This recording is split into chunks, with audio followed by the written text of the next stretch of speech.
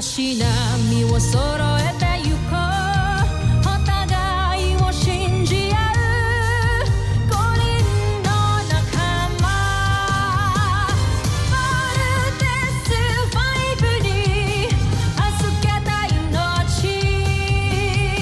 飛ぶぜ宇宙の果てまでもみんなの笑顔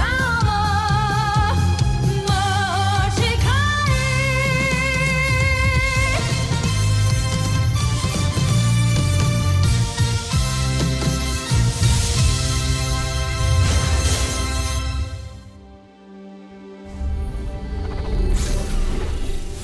Ang nakaraan sa Voltes 5 Legacy. Patay ho yung escort. Kumusta si Kuya Manuel, Dr. Smith? Isa siyang kalaban, just like Judy. He disguised himself as a CBF pilot para makapasok sa engineering bay. Now tell me, bakit niya gagawin yun? Sa pangalawang pagkakataon, nagulangan na naman kayo ng mga kaaway natin. Sila ang Voltes 5. Alam ko ang kahinaan nila. Gagamitin ko yun para talunin si Voltes 5. I'm sorry, alam kong nasaktan ka. I hope we can still be friends. Gusto ko sana mabalik yung dati. What's going on here? Bye, Steve. My friend. Labis ako nag-alala sa'yo na nagtungo ka sa kampo ng Voltes 5. Makasaktan ka nila. Hindi nila maaaring gawin yun, Najmi. Dahil alam mo ba kung ano natuklasan ko sa kanila? Na may hina silang nilalang. Ang pagiging marupok sa pagmamahal ang pinakamalaking kahinaan ng tao. At balang araw, ito rin ang magpapabaksak sa kanila. I don't wanna lie to you and I know na pinakita mo yung best version of yourself mo tonight sa akin. Pero parang may kulang pa rin eh. Mawawala rin yung feelings mo kay Steve. And malay mo, ako naman ang pumalit sa kanya. Oras na mabigo si Zardos. Ikaw ang ipapadala ko sa Terra Air 2 para tapusin ang misyon niya. Di kayo na nagkamali ng pagpili sa akin, Chomfrey. Tatapusin ko ang lahat ng hindi kaya magawa ni Zardos. Dr. Smith, may pumasok ng unidentified spacecraft sa outer orbit at ang trajectory nito ay papuntang Camp Big Falcon. Dr. Smith, sino ho yan? Kalaban na naman ho ba? This is Dr. Richard Smith of Camp Big Falcon. Please identify yourself or we will be forced to shoot you down. Do you copy? Missiles on standby. One. Huwag kayong magpapaputok. We want visual confirmation. Ako ito. Si Ned. Si Ned Armstrong.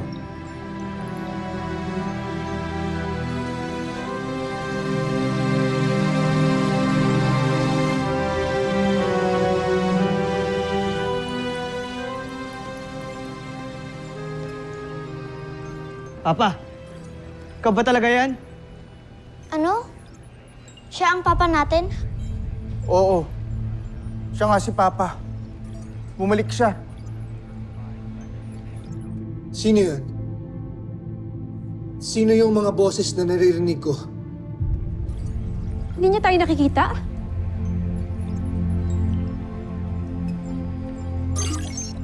Ned, this is Dr. Smith. Do you remember me? Nandito yung mga anak mo. Mga anak ko. Steve. Big Bird. Little John.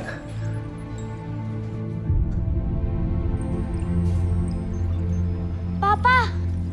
Kami nga, Papa! Dr. Smith, gusto ko na pong makita ang papa ko. Papasukin niyo na po siya. Dr. Smith, gaano ba tayo kasigurado na si Dr. Ned Armstrong talaga yan? Mark, matagal ko nang kakilala si Dr. Armstrong. Kung meron mang hindi tama sa kanya, I will be the first one to know. Don't worry about it. Dr. Smith, salubungin po namin si Papa. Chief, bring down the barrier. Yes, sir. Okay, let's go. Tara! Commence landing procedures.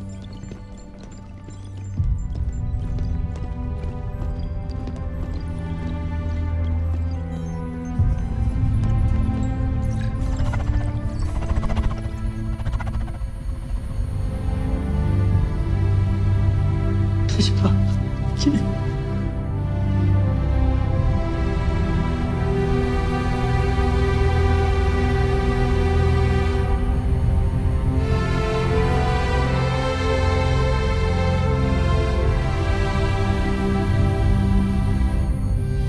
Steve. Bert. Magpapakabait kayo palagi. At lagi niyong alagaan ang inyong bunsong kapatid. Pangahawakan ko ang pangako mo, Ning. Hihintayin ka namin.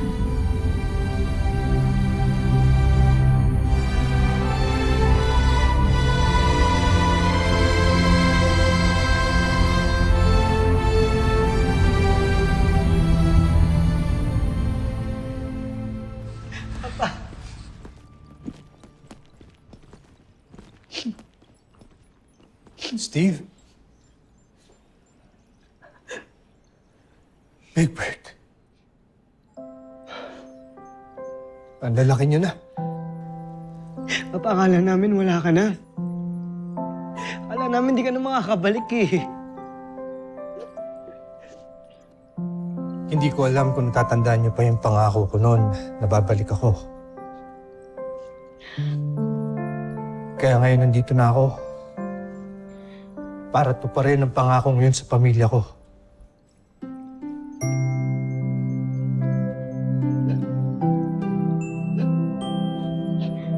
Little John? Ikaw na ba yan? Ikaw po ba talaga ang papa namin? Baby ka pa noon. Nung umalis ako. Pero ngayon nandito na ako. Dahil bumalik ako para sa inyo. Papa!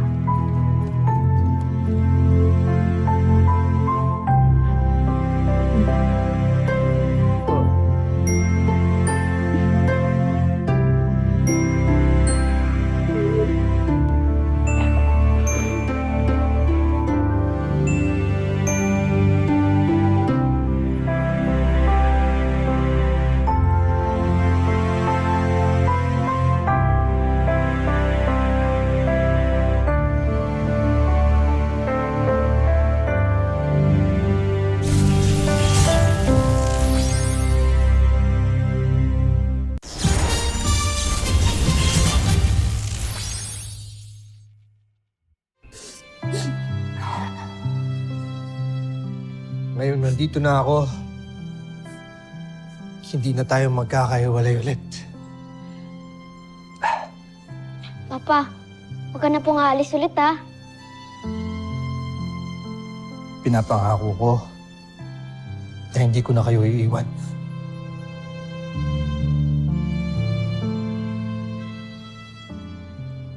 Nasaan nga pala ang mama ninyo? Tawagin niyo siya at sabihin niyo nandito na ako. Ha?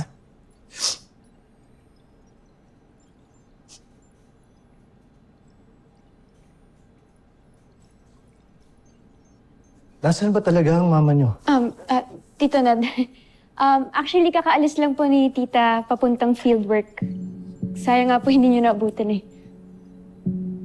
Ganun ba? Apa. Sino nga pala kayo? I'm Mark, sir. Part din po ako ng Voltas team. Ako po si Jamie. Ako po yung anak po ni General Oscar Robinson po. Jamie. Dalaga ka na pala, di kita nakilala. Ned! Siguro naman ako, hindi mo nakalimutan. Richard. My friend.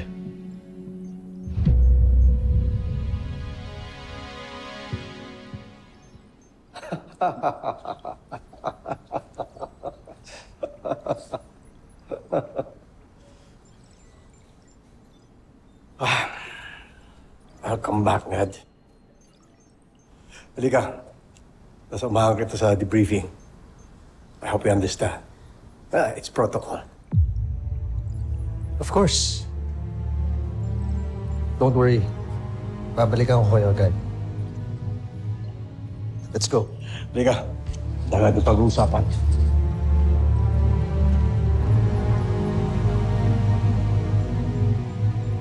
Sana siya na talaga si Papa. My thoughts exactly. Hindi niyo nararamdaman ko. Ano? Niyakap niyo si Papa kanina, tapos ngayon, duda kayo? Ang bad niyo naman. Little John, don't talk to your kuyas that way. Mag-sorry ka sa kanila. No bad sila. Ikaw rin, naglay ka kay Papa tungkol sa mama ko. Bad Little mong John, lahat. Little John.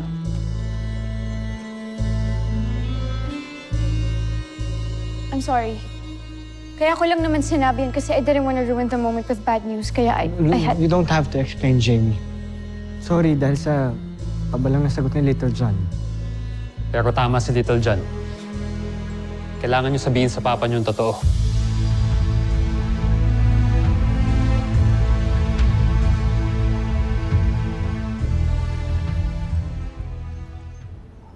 Ned, tagal mong nawala. Ano ba nangyari sa'yo? Natapos mo ba yung mission mo? Dr. Smith, Dr. Armstrong, welcome back to Camp Big Falcon. Sorry sir, I'm gonna scan you. Sergeant Major. Ako nang bahala. Just leave it here.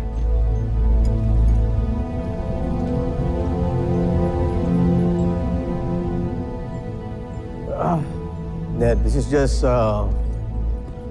camp protocol na we have to check lahat naman to make sure lang na ikaw talaga si Ned. Let's see. Can you please stand? Okay, let's see this. Okay.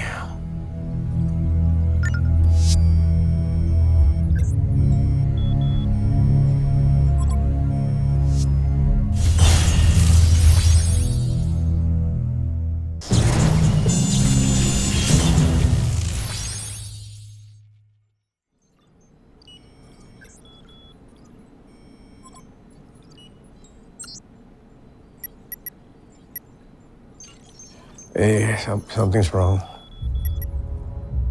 Siguro Richard, mas mabuti pa ipaayos mo na muna yan. Tsaka na lang tayo mag-usap. I'll prepare my mission report too. Pero sa ngayon, gusto ko muna sana makasama yung mga anak ko. Okay. Guys. Sandali na, ha? Sergeant Major, can we have this fixed? And by the way, tumawag ka ng escort at bantayan si Ned. At siguraduhin na siya makakaalis. At hindi siya lalabas dito hanggang hindi siya clear. Understood? Okay. Papa? Steve, sandali lang. Hinihintay ko pa ang escort ko. Siya nga pala. Nasaan ang mama ninyo? Alam ba niya na nandito na ako?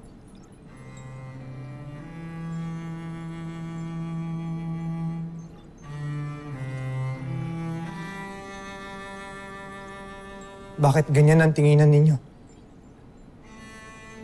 Steve, nasaan ang mama mo? Wala na ako si Mama, Papa. Patay na ho siya.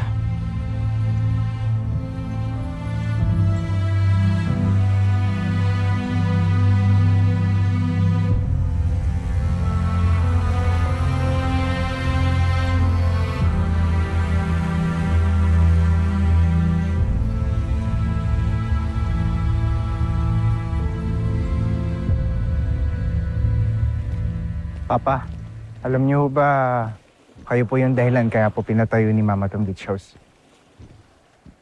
Kasi po ang kwento niyo po sa amin, dito raw ho kayo una nagkakilala. Papa, di niyo pa ho sinasagot yung tanong namin sa inyo. Saan ho ba talaga kayo galing? Saka, ano ho nangyari? Bakit ngayon ho kayo bumalik?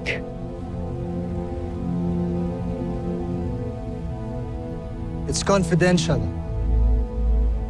Mabuti pang kami muna ni Smith ang mag-uusap. But for now,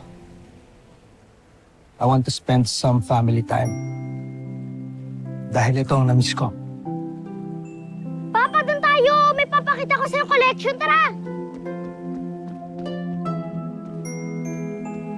What's this?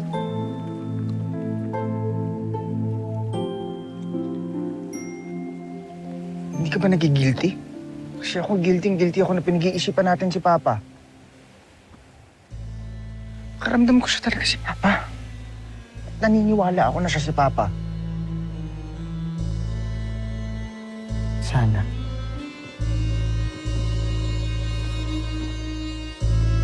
Kasi kung hindi, sasaktan si Little John. Kaya sana, Big sana.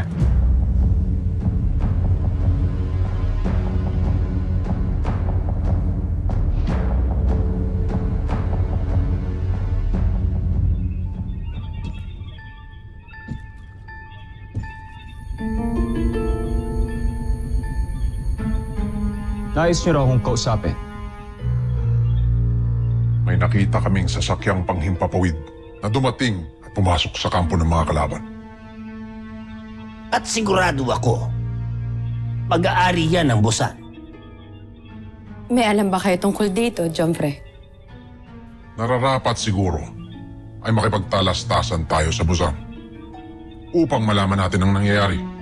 Kung sino to... Wala kayong gagawin.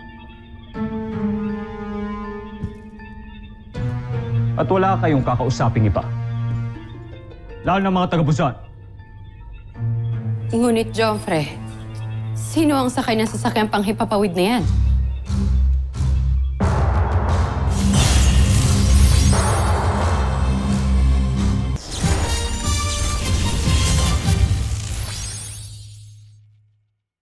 Ngunit, Jomfre, sino ang sakay ng sasakyang panghipapawid na yan? Isa siyang kaibigan.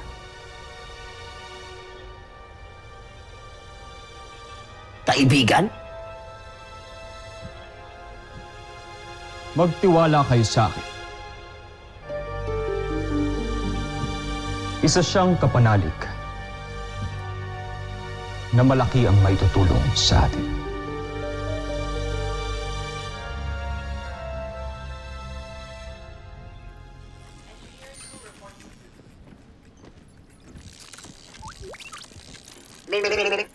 Little John, Octo 1, low battery.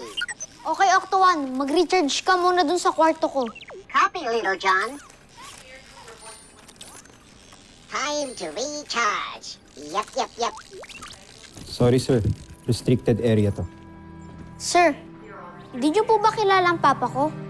Siya po si Dr. Ned Armstrong. Siya po ang gumawa ng Voltes robot.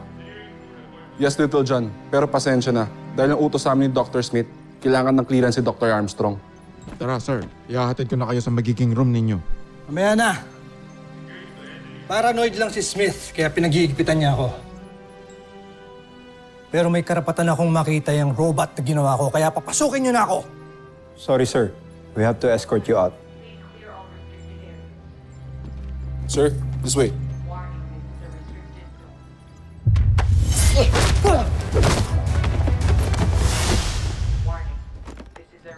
Oo, tama na yan! Papa! Tama na yan! Ano nangyari? Bakit yung kinakalaban yung papa ko? Hindi marunong kumilala yung mga yan. Anong klaseng training ba ang ginawa sa kanila dito? Sir, sumusunod lang po kami sa utos, sir. Patinuruan mo kami sumunod sa rules, di ba? Di ho kayo ganyan.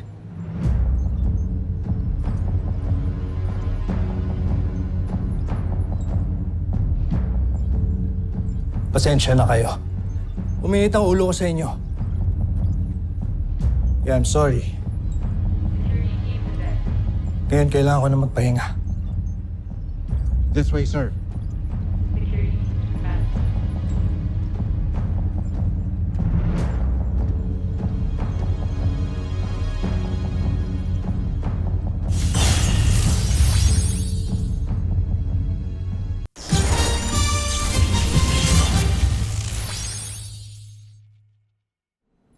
Ayos rin pala yung kwarto mo pa, no? Malaki rin. Kaso lang, medyo malayo sa kwarto natin. Pero Papa, ang galing mo makipag-fight kanina. Para kang sina Kuya. Mana sila sa iyo. Mukhang tinetraining nga sila ng gusto dito sa camp. Opo, sobrang toxic nga lang po ng training namin. Pero for me, sobrang worth it naman. Opo, kaya sina Kuya po, saka po si Ate Jamie at si Kuya Mark ang napiling pilots ng Voltes robot. Tapos ako din po pala, Papa. Talaga? Pati ikaw? Kahit na bata ka pa? Kung alam pong bata to. Pero sobrang astig pong pilot yan ng Volt Frigate. Tsaka pag nasa gitna po kami ng laban, pa, siya po yung nag-aayos, nagto-troubleshoot ng lahat ng mga Voltes machines. Really? Wow. I'm really proud of you, anak.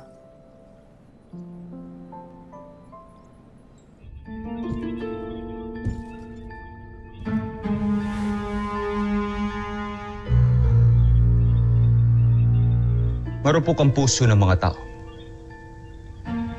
Mabilis sila magtiwala at magmahal.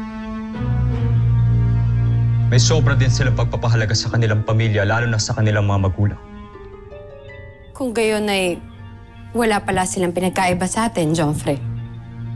Nagpapahalaga rin tayo sa ating pamilya at nagmamahal. Ngunit isang kahinaan ito, Zandra.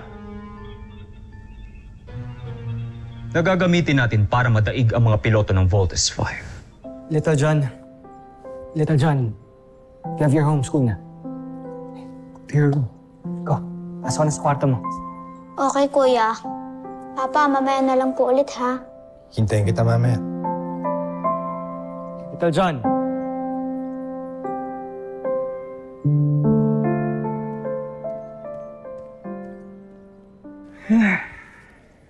Alam mo pa, grabe, sobrang saya talaga ni Little John simula po nung dumating kayo dito.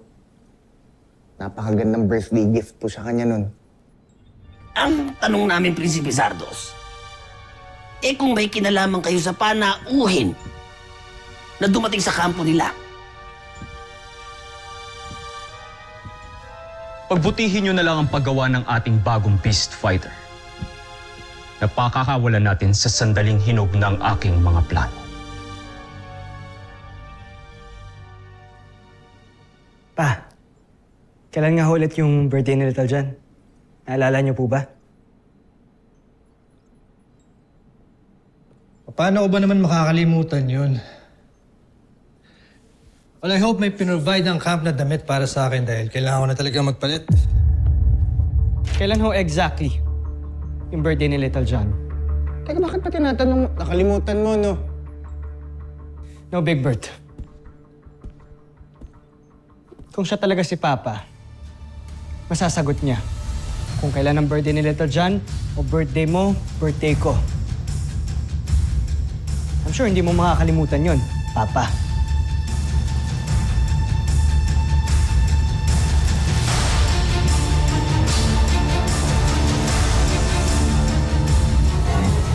Susunod sa Voltes 5 Legacy.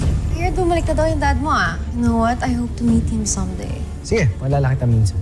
Thank you.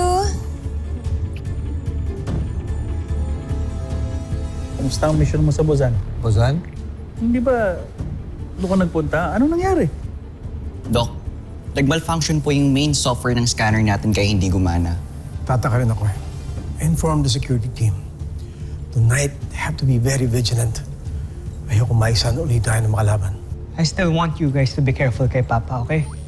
Hanggat wala tayong clearance from Dr. Smith, kailangan natin mag-ingat sa kanya. Is that clear?